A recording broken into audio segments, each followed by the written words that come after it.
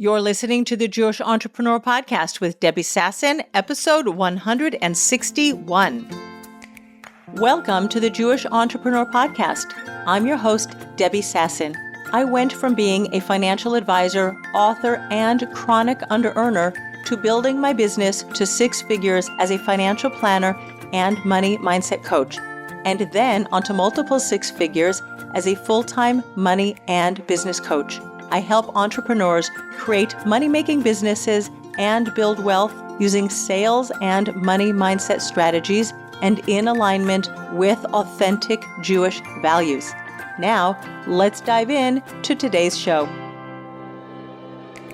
Hello, my friends, and welcome back to the podcast. To all of my listeners who are listening on time, I want to wish you a very happy Hanukkah, because that is our beautiful season at the moment. We are celebrating this absolutely wonderful, joyous season. I have been mentioning it the last few weeks on the podcast, how fantastic it is that we are celebrating this miraculous period that we have seen living in the state of Israel, in Eretz Yisrael, the land of Israel. And it is so reminiscent of the victory that we had over the Greeks back in the times of when Hanukkah actually happened. And it's the miracles of the few over the mighty. It is the miracles of righteousness over really just so many of the dark and evil and mean things that we've been seeing going on in the world right now. And it has just been such a wonderful holiday. And I'm so happy that you are here to share it with me this year. Before we jump into the podcast, I just want to remind you that I have been sharing some amazing new offers in my business this past week. And if you want to blow up your business in 2025, then you definitely want to get on my email list, debbiesasson.com/newsletter, and really listen into what I am sharing with my people this year, because all of these offers are for you if you want to double your income in 2025. If you know that it is your year to scale your business, you want to have a team, you want to bring some contracted workers or maybe W-2 workers onto your team, you want to elevate your place in your business, you want to be more of a CEO and less, hands-on, you want to grow, you want to have a bigger impact, you want to make more money. You want to have less time of your own personal time in the business. You want to get some of your time back. You want to make sure that your profit is increasing and you have money that you can put into investments to build long-term wealth.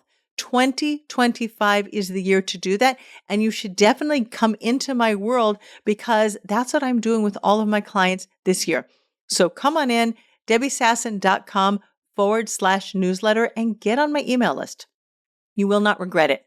So here we are. It's actually the 1st of January, which is crazy to even think about it. How did this happen that we are already in 2025? And so this is a very apropos time to be discussing you becoming your future self. We start the year, we're motivated, we're on fire, we're going to create new things, we're going to create new businesses, we're going to do absolutely mind-boggling changes in our business. And then what happens is that there's something that's actually called Quitter's Day. Strava, which is a fitness app, has actually monitored this over very long periods of time. And people are like, I'm going to lose weight. I'm going to, run a marathon, whatever it is. And they notice by looking at the statistics on their app, whether it's January 13th or January 19th, whatever it is, but people lose their motivation and they quit on their goals very, very quickly. So my recommendation to you is that you spend time with your future self. Don't just believe that you can do it and look for motivation. We talked about motivation last week, and we talked about not needing to have motivation to keep going and definitely not motivating your clients. But think about yourself. Do you need to be inspired? Do you need to be motivated? Or do you need to keep putting one foot in front of the other? But what I think is the most inspiring is you spending time with your future self. So if, for example, you are thinking of growing your first $100,000 year, your first $1 million year, the best way for you to become your future self, the best way for you to become that person that you want to be on December 31st, 2025, is to spend time with her and spend time with her on a regular basis. How does she show up in the morning? Does she need motivation, or she's running a business and she knows that she has tasks on her list? She has strategy to implement. She has systems and processes that need to happen. She has invoices that need to be filled out. She needs to send them to her clients. She needs to manage her cash flow. She needs to have a marketing strategy and a sales strategy. Spend time with your future self. The best way to become your future self is actually to spend time with her, know what she's thinking and what she's doing in her business on a regular basis, and do those things. So, for example, this year I'm implementing an entire new system and process for managing the content for my business. I produce a ton of content. I show up and I record my podcast every single week and I coach my clients. I want to make my system for sharing content much more efficient so I don't have to keep racking my brain every day anew. What should I talk about with my clients? How should I say this? What did I say last week? I wonder what's important. What do my clients want to hear? I want to have a system put in place. It's going to save me time. I'm going to spend less time thinking about my content. I'm going to use also AI, and I will be able to save content, reuse it, repurpose, because I know that my future self, she has a system already in place for her content. She doesn't spend a lot of time coming up with new ideas. And when something strikes, the muse strikes, she can, of course, share content, just something that comes up with her, but she actually has a system in place. If we think about large companies, they have marketing plans, they have sales plans, they have strategies. And I know that that's where my business is going. So I'm becoming my future self quickly. A couple of years ago, I also put in place a payment system that was much more sophisticated than the sort of like backwards way I was doing it manually, so that I knew exactly what I needed to produce for my accountant every single month. And I created a checklist and a way that I could follow up much more easily and efficiently to get my expenses to my accountant. It takes me way less time than it used to. And now I also have data in my computer system so that I can actually look back and notice what's happening in my system. Data is what drives your business. So I knew that I needed to get this financial system in place. But that's what I want to offer you, that if you do have a vision of where your business is going this year, 2025, you really do need to spend time with your future self. And you need to know how she's thinking, what is she doing, how does she take action, where is she courageous. Your future self, by the way, is already confident. She's already done the work. She's already raised her prices. She's already up-leveled the caliber of the clients she's speaking with and working with. She's already dealing with higher quality clients who pay their bills on time, who don't need motivation, who respect boundaries that you have created, who honor agreements. Think about your future self and become her. The more quickly you can become your future self, that's how you collapse time. You actually act like her, think like her, do like her, and you become her very quickly. So let's talk about some of the reasons why you might not become your future self as quickly as you want to. Number one is that you are afraid of leaving people behind. And I've seen this many times with my clients, that if they're thinking about doubling their business, they're worried about all of the clients whom they're serving right now. And they're like, but if I grow, if I raise my prices, I won't be able to work with everybody. And that's true. You have to be willing to let go of who you're working with today in order to be working with your future clients tomorrow. You might be able to, at some future point, create some sort of system or program so that you can also work with the people who are paying you maybe lower prices, for example, today's rate versus your December 31st, 2025 rate. But not everybody is going to continue with you all along the journey. It is just a fact of life. And I'm going to be maybe just a little bit black and white and a little bit blunt about it, but that's truly what happens all of our lives. We go into elementary school and we make friends and we feel like those people are going to be our best friends forever. And by the time you get to high school, you have an entirely new set of friends. It is uncomfortable for a while, but we leave people behind all the time in our lives. We move from one city to the next. I grew up in Los Angeles. I went to college in Massachusetts. Then I worked in New York. I worked in London. I moved to Israel. I left friends behind. Now, I know some people are great. They're good with pen pals. And nowadays we have WhatsApp and we have emails and things like that I didn't have back in the day. But even with my friends that I kept in touch with, just when I moved from where I used to live in Jerusalem to where I now live in Beit Shemesh, if you know Israel, there are times that those relationships just fizzle out unless there's something really, really strong keeping us together. We have a lot of common interests. We have a lot of, time where we go and we schedule that we're going to have a coffee date once a month or once every other month. Relationships do fizzle out in our personal life. We have to be willing to let relationships fizzle out in our business life.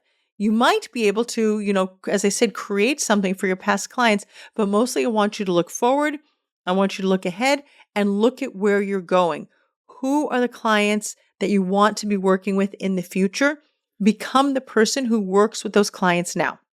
So that's number one, not wanting to leave people behind. And it's just a fact of life that all along our journey, we do leave people behind. Number two, the second reason why you might resist becoming your future self is because you're worried about what people are going to say about you.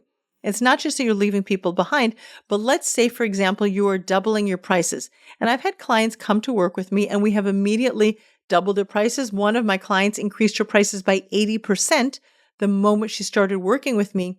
And yeah, people are not going to be able to afford that price. Or maybe some people will be like, I really want to work with you. These are your higher prices. I'm ready to go ahead and pay your prices.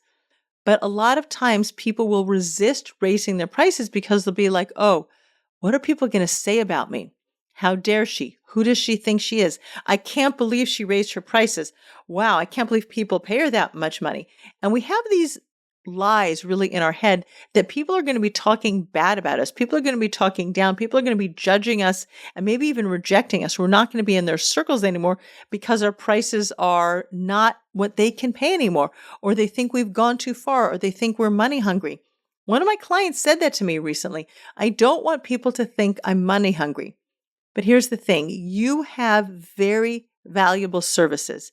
You want to share those services with your people who are going to respect you so much for what you're offering.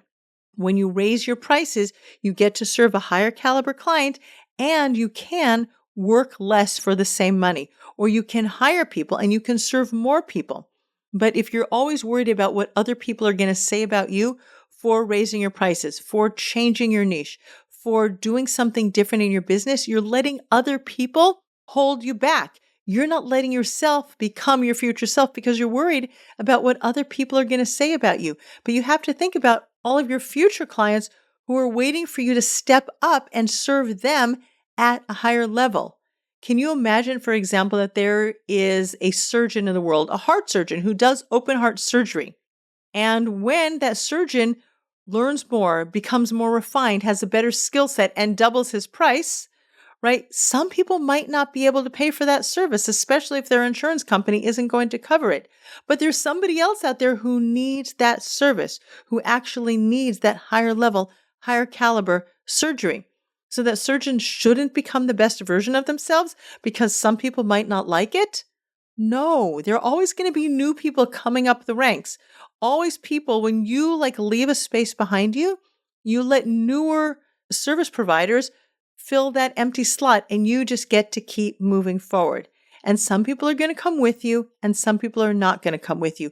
But don't let your fear of what they're going to say about you be your guiding light. You be the guiding light.